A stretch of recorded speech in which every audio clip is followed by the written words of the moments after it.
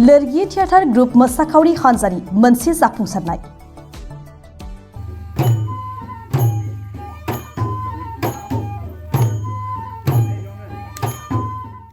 रायजोआरि थाखोनि हारिमु बादायलायनायाव देरहानानै हारि आरो ओनसोलनि थाखाय गोग्गानाय लाबोदों।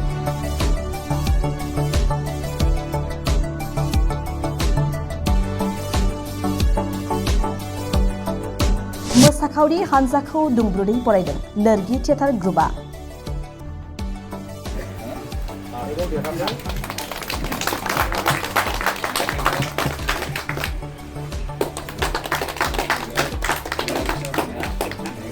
आसाम सरकारजों खुंजानाय रायजोआरि थाखोनि हारिमु बादायलायनायाव नैथि बान्था आवग्रिनो हादों क'क्राझारनि लोरगि थियेटार ग्रुप मोसाखावरि हानजाया।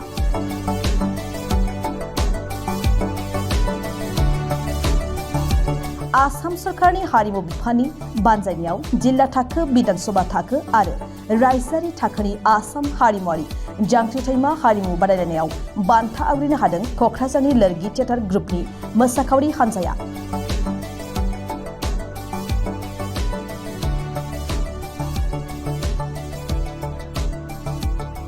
रायजोनाङै हारिमुनि बिथिङाव जांख्रिथाय लाबोनायनि नोजोरजों आसाम सरकारनि बिथोन बायदियै थांनाय माखासे दानफोर सिगांनिफ्राय बिसिडिसि थाखो, जिल्ला थाखो, बिधानसभा आरो रायजोआरि थाखोआव आसाम हारिमुआरि जांख्रिथायमा हाबाफारिखौ खुंनाय जादों।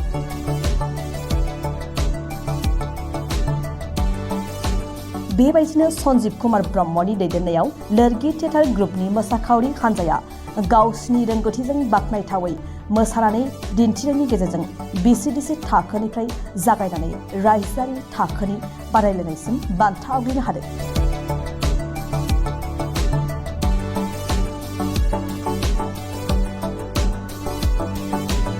बेबायदिनो LAC थाखोआव नैथि बान्था, जिल्ला थाखोआव सेथि बान्था आरो रायजोआरि थाखोआव नैथि बान्थाखौ आवग्रिनो हादों।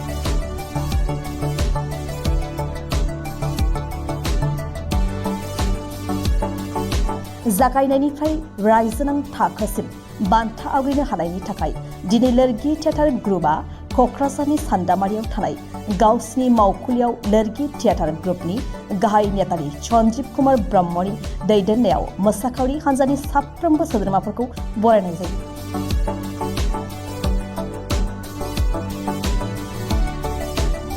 आसाम हारिमुआरि जांख्रिथायमा हाबाफारिखौ खुंनायनि थाखाय आसाम सरकारनिसिम साबायखर जासिनानै इयुनावबो बेबायदि हाबाफारिखौ आसाम सरकारा खुंलांबाय थागोनखौ मिजिंथिनाय फोरमायो गाहाय नेतानि सन्जीब ब्रह्मआ।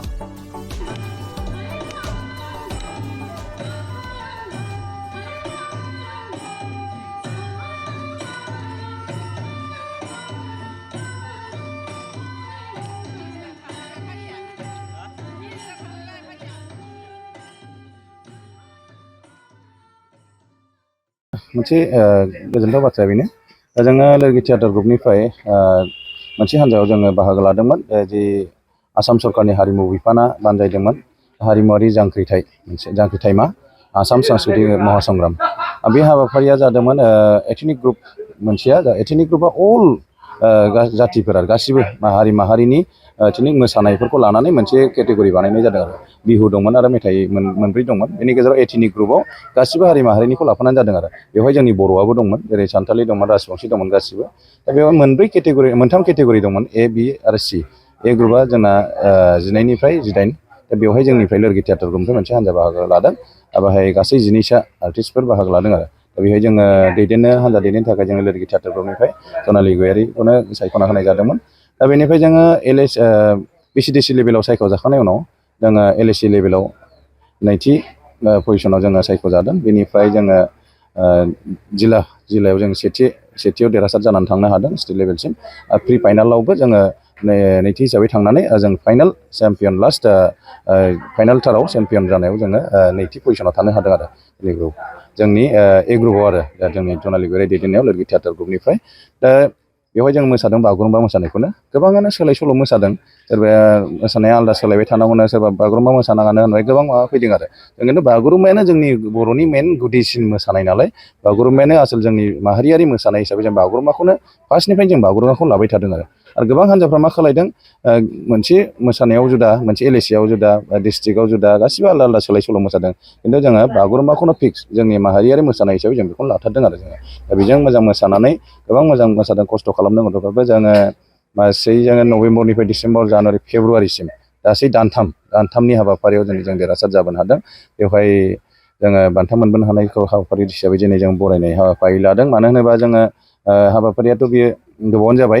फेब्रुवारिनि बे समावनो जादोंमोन दा जों गैयामोन नालाय लोरगि थियेटार ग्रुपआ गोबां प्रग्राम गाबाय थादों जोङो दिल्लीयाव दंहैयोमोन दिल्लीनिफ्राय हायद्राबादाव थांनानै फैदों रिसेन्टलि फैनानै जों दा एसे सम मोननायखाय दा दिनै बे आर्टिस्टफोर बिथांमोनखौ बरायनाय हाबाफारि लानाय जादों आरो बेखिनियानो दा बेवहाय आङो खावलायनो सानदों जाहाथे जोङो बयबो बिदिनो देरहासारगिरिफोरखौ जोङो एसे बरायनानै थुलुंगा होलायनांगौ जाहाथे भबिसतआवबो माबा जायो आरो दा आङो बे हाबाफारिखौ खुंनायनि थाखाय आसाम सरकारनिसिमबो साबायखर बावनो सानदों मानो होनोबा बे हाबाफारिनि दारै सोरबा रोंथाराबाबो एसेबाबो ओंखारबोनो हादों खन्नाय बाहागोआव सोरबाया दसेबाबो बिसिडिसि लेभेलाव सोलोंजेननानैबाबो ओंखारबोदों एसेबाबो मानसिनि खर'आव जोंनाव हाबदों आरो गोबां गामि सिङावबाबो बिदि नांगौ होननानै एसेबाबो गोसो जादों आरो जायफ्रा मोसाथारफेराखै बिसोरबो सोलोंब्रबनानै मोसादों बे मोनसे बिराद प्लास पइन्ट आरो फारसेथिं बुंनो थाङोबा आरो दा बेनिखायनो जोङो सरकारखौबो साबायखर बावनांगोन बे हाबाफारिखौ लानायनि थाखाय आरो इयुनावबो बेफोरबायदि हाबाफारिया जाबाय थागोन होनना जों मिजिंथियो गोग्गानायाथ' गोग्गाथावानो दा बे जाहैबाय जोङो गोग्गानानै मानो होनोबा जों बेवहाय खालि बर'नि गेजेरावल' बादायनाय नङा आरोबाव बबेबा सोरबा कम्पिटिसन खुंनानै बा सोरबा गभर्नमेन्टआनो गोबां प्रग्रामबो जायो कम्पिटिसन जायो बाहाय थांबाय बाहागो लाबाय रेजिस्ट्रेसन खालामबाय देरहानानै फैबाय बे नङा एकदम गाहायनिफ्राय भिसिडिसि लेभेल बा पन्सायत लेभेलनिफ्राय मिउनिसिपाल लेभेलनिफ्राय जायै दावखोनानै फैनाय हिसाबै बेहायथ' जोबोद गोग्गाथावानो दा बेखौ गोग्गाथों होननानै दुगाबो जायाखै दा दुगा जानाय मानेथ' जोबस्रांनाय जायनि थाखाय जों बेखौ बिराद गोग्गानाय मोनदों जोङो देरहासार जानो हानानै पजिसना जेखि जाया मानो जोङो देरहासार जानो हानाय सेथियानो जा नैथियानो जा थामथियानो जा बेनो जोबोद गिदिर जों आसामनि गासैबो हारि माहारि गोबां हारि माहारिनि दं आसामाव गोबां फक डान्सफोर दंमोन बेवहाय राजबंसि सान्थालि राभा आहम गोबां मिसिं टिवानि गासिबो दंफैजोबमोन आरो दा बेनि गेजेरावनो जोंहा नैथि बान्था हिसाबै जोंहा मोननो हादों दा बेवहाय आं गुबुनखौबो रायखांदेरनो सानदों जाहाथे बिथांमोनाबो एसे थुलुंगाखांनाय मोनो जोंहा बे ग्रुपआव नैथि बान्था मोननो हादों बर' मोसानायानो मोननै बे ग्रुपआव मोनसेया सनितपुरनि आरो मोनसेया जाहैबाय आरो ए ग्रुपआव आरो बि ग्रुपआव थामथि बान्था मोननो हादों गवालपारानिफ्राय दुधनैनिफ्राय थामथि बान्था मोननो हादों बेनिफ्राय सेथि बान्था मोननो हादों सि ग्रुपआव उदालगुरिनि सानजारां आर्ट एन्ड कालसार सेन्टारनिफ्राय रौतानिफ्राय आरो दा बिथांमोना बयबो आं बिथांमोनखौबो कंग्रेसुलेसन होनो सानो जाय बिथांमोननो गुबुन जायगानिफ्राय देरहादों जायफ्रा बे आसाम सांस्कृतिक महासंग्रामाव देरहानो हादों गुबुन मेथाइ खननायानो जा बिहु मोसानायानो जा बयनिसिमबो आं कंग्रेसुलेसन होनो सानो आरो बानजायगिरि बिथांमोननिसिम बयनिसिमबो आरो starting LAC level VCDC level आरो माबासिमाव एलएसि लेभेलसिम आंबो बिजिरगिरि महरै माखासे जायगायाव थानो मोनदों बेखिनिखौनो आरो बिराद इयुनावबो बानजायबाय थागोन होननानै बे हाबाफारिखौ जों मिजिंथियो गोजोननाय थाबाय